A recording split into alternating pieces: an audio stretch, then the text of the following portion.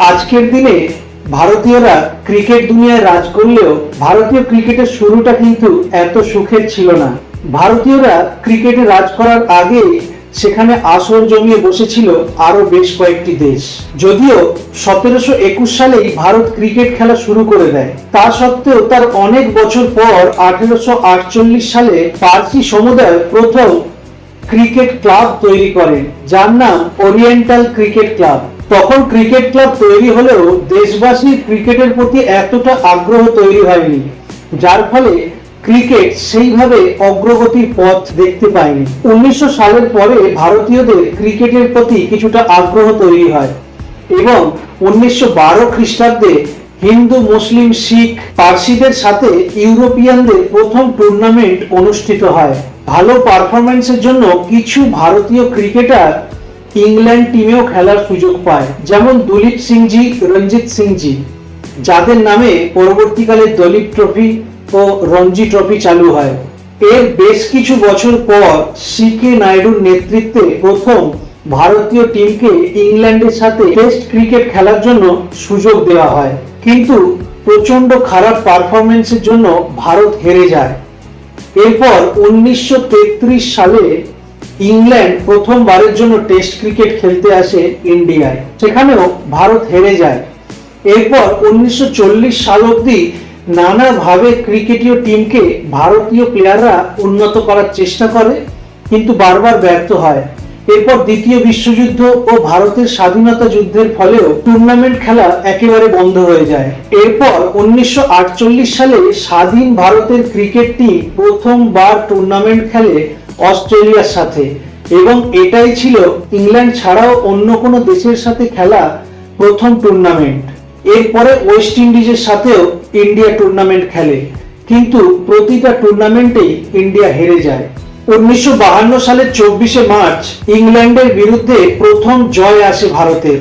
তারপরেই পাকিস্তানের বিরুদ্ধে প্রথম টেস্ট ম্যাচের সিরিজ জেতে ইন্ডিয়া, এবং তারপর 1956 সালে আবার নিউজিল্যান্ডকে হারিয়ে টুর্নামেন্ট জেতে ইন্ডিয়া। এইভাবেই ভারতীয় প্লেয়াররা ক্রিকেট দুনিয়ায় নিজেদের ছাপ ফেলতে শুরু করে ধীরে ধীরে। এরপর 1971 সালে ক্রিকেট খেলায় রদবদল আসে ভীষণ রকম। ওয়ানডে ক্রিকেট টুর্নামেন্ট শুরু হয়, যার নাম ওয়ার্ল্ড কাপ, কিন্তু প্রথম দুবার এই টুর্নামেন্টের প্রথম রাউন্ডেই হেরে বিদায় নেয় ভারত। এরপর 1983 সালে কপিল দেবের ইন্ডিয়া টিম ইংল্যান্ডকে হারিয়ে প্রথমবারের জন্য পৌঁছে যায় বিশ্বকাপ ফাইনালে, এবং ফাইনাল খেলা হয় শেষ দুবারের বিশ্ব চ্যাম্পিয়ন ওয়েস্ট ইন্ডিজের সাথে। এই সময় ইন্ডিয়া বিশ্বকাপের ফাইনালে ওঠায় ইন্ডিয়ার এক মিনিস্টার খুশি হয়ে তৎকালীন ভারতীয় ক্রিকেটের প্রেসিডেন্ট এন.কে.পি. সলভকে ফোন করে নিজে চোখে সেই খেলা দেখবেন এবং সাক্ষী থাকবেন বলে অনুরোধ করেন, এবং এন.কে.পি. সলভ মিনিস্টারকে কথা দিয়ে দেন যে দুটো টিকিট তাকে ব্যবস্থা করে দেবেন। কিন্তু শেষ দুবারের আয়োজক দেশ ইংল্যান্ডকে যখন ভারতীয় প্রেসিডেন্ট অনুরোধ করেন দুটো টিকিট দেওয়ার জন্য, তখন ইংল্যান্ড মুখের উপর না বলে দেয়, এবং এই না বলার ফলে প্রেসিডেন্ট ঠিক করেন যদি ইন্ডিয়া এবারে বিশ্বকাপ জয়ী হয় তাহলে পরের বার আমরা আয়োজন করব এই বিশ্বকাপ। তখন এক সাংবাদিক ডেভিড ফার্ক বলেন, if India won the tournament I will eat my words. আর সত্যি সত্যি তাই ঘটে যায়। ইন্ডিয়া টুর্নামেন্ট জেতে এবং তার লেখা সেই নিউজ পেপারের অংশটুকু চিবিয়ে খেতে হয় তাকে। এরপর তৎকালীন প্রেসিডেন্ট এন.কে.পি. শ্রীলঙ্কা ও পাকিস্তান বোর্ডের সাথে বন্ধুত্বের সম্পর্ক গড়ে তোলেন এবং ত্রিদেশীয় এশিয়া কাপ খেলার আয়োজন করেন। ইংল্যান্ডকে দেখিয়ে দেয় ওরা ছাড়াও আরো অন্য দেশ টুর্নামেন্ট অ্যারেঞ্জ করতে পারে। এশিয়া কাপ আয়োজন করে ফেললেও ওয়ার্ল্ড কাপ আয়োজন করা ছিল দুঃসাধ্য ব্যাপার, যার জন্য প্রয়োজন ছিল অনেক অনেক টাকার। তখন প্রেসিডেন্ট এন.কে.পি.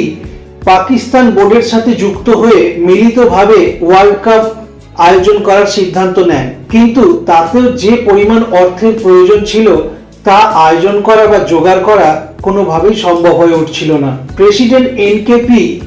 ইন্দিরা গান্ধীর মাধ্যমে ধীরুভাই আম্বানির সাথে যোগাযোগ করেন এবং তিনিও খুব সহজেই রাজি হয়ে যান। একবার ভাবুন কতটা দম থাকলে যে বোর্ডের ওয়ার্ল্ড কাপ জয়ী প্লেয়ারদের টাকা দেওয়ার জন্য লতাজিকে কনসার্ট করতে হয়, তারা ঘোষণা করে দেয় ওয়ার্ল্ড কাপ আয়োজন করবে। আইসিসির বোর্ড মিটিংয়ে যখন ভারতীয় প্রেসিডেন্ট এনকেপি সলভ এই প্রস্তাব রাখেন, তখন ইংল্যান্ডের বোর্ড মেম্বাররা এই নিয়ে ভীষণ মজা এবং হাসাহাসি করেন। তখন তারা বলেন, ইন্ডিয়ার কাছে এত টাকা, এই রকম খেলা আয়োজন করার মতো ইনফ্রাস্ট্রাকচার এবং ওয়ার্ল্ড কাপ আয়োজন করার মতো এক্সপিরিয়েন্স নেই। তখন ইন্ডিয়া প্রেসিডেন্ট এনকেপি সলভ বলেন, আমরা শুধু প্রথমবার ওয়ার্ল্ড কাপ আয়োজন করব, এরপর প্রতি 4 বছর অন্তর একটা করে দেশ ওয়ার্ল্ড কাপ আয়োজন করতে থাকবে। আসলে তিনি একটি রোটেশন পদ্ধতি চালু করার কথা বলেছিলেন। এটা শোনার পরে অস্ট্রেলিয়া এবং নিউজিল্যান্ডের বোর্ড মেম্বাররাও সহমত পোষণ করেন এবং এই মিটিং এর মিলিত সিদ্ধান্তে 1987 সালে ভারত এবং পাকিস্তান মিলে ওয়ার্ল্ড কাপের আয়োজন করে। মাত্র 2টো টিকিট ইন্ডিয়ান ক্রিকেট হিস্ট্রিকে এইভাবে পরিবর্তন করে দিতে পারে, এ সত্যি ভাবাই যায় না। কিন্তু ইন্ডিয়ান ক্রিকেট বোর্ড এত বড় একটা সাফল্যের পরেও টাকার মুখ দেখতে পারেনি। ভারতীয় প্লেয়ারদের টাকা দেওয়ার মতো টাকা ইন্ডিয়ান ক্রিকেট বোর্ডের কাছে তখনও ছিল না। তাহলে ইন্ডিয়ান বোর্ডের কাছে এত টাকা এলো কিভাবে এবং কবে? এরপর 1990 সালে প্রায় 21 বছর পর সাউথ আফ্রিকা আবার ইন্টারন্যাশনাল ক্রিকেট খেলা শুরু করে। তখন তৎকালীন বিসিসিআই প্রেসিডেন্ট আছেন জগমোহন ডালমিয়া। তখন বিসিসিআই প্রেসিডেন্ট জগমোহন ডালমিয়াকে সাউথ আফ্রিকার প্রেসিডেন্ট জিজ্ঞাসা করেন, আমাদের যদি এই টুর্নামেন্ট হয় তাহলে এই টুর্নামেন্ট টেলিকাস্ট করবে কোন চ্যানেল? তখন জগমোহন ডালমিয়া বলেন, আমাদের সমস্ত খেলাই টেলিকাস্ট করে দূরদর্শন চ্যানেল। তখন সাউথ আফ্রিকান প্রেসিডেন্ট জানতে চান, দূরদর্শন এই খেলা টেলিকাস্ট করার জন্য ইন্ডিয়ান ক্রিকেট বোর্ডকে কত টাকা দিচ্ছে? এই কথা শুনে জগমোহন ডালমিয়া অবাক হয়ে যান, কারণ ভারতীয় ক্রিকেট বোর্ডকে টাকা দিতে হতো দূরদর্শন চ্যানেলকে এই ক্রিকেট খেলা সম্প্রচার করার জন্য। তখন South African board president Jagmohan ডালমিয়াকে বলেন, এই খেলা দেখার জন্য সাউথ আফ্রিকানরা উদগ্রীব হয়ে আছে, আপনি সাউথ আফ্রিকান ব্রডকাস্টারদের সাথে কথা বলুন এবং আপনি এর বিনিময়ে অনেক ভালো টাকা পাবেন।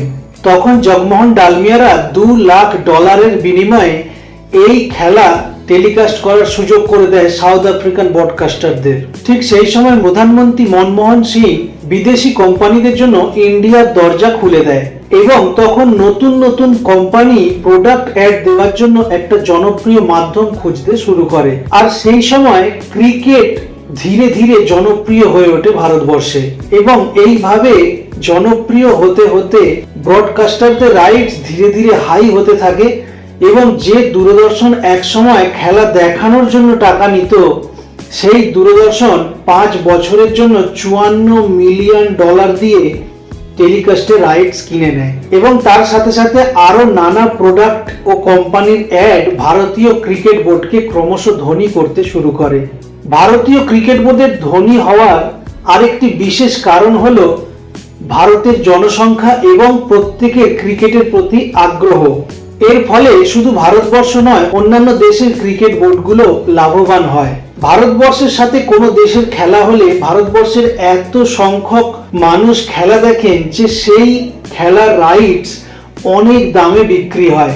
এরপর আসে আইপিএল, যা ভারতীয় ক্রিকেট বোর্ডকে আরো ধনী করে তোলে। টি-20 ক্রিকেট লিগ অনেক দেশেই আয়োজন করা হয়, কিন্তু ভারতীয় আইপিএল এর বিশেষত্ব হচ্ছে ভারতের কিছু জনপ্রিয় প্লেয়ার যেমন কোহলি, ধোনি, সচিন, সৌরভ ইত্যাদি, এরা শুধুমাত্র আইপিএল এই খেলে, এদের বাইরের কোনো টি-20 লিগে খেলার অনুমতি নেই, যার ফলে এই আইপিএল আরো জনপ্রিয় হয়ে ওঠে।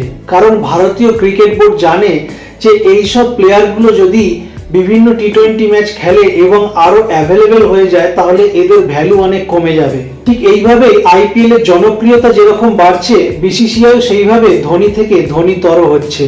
এই হচ্ছে ভারতীয় ক্রিকেটের ইতিহাস এবং বিসিসিআই ক্রমশ ধনী হয়ে ওঠার কারণ।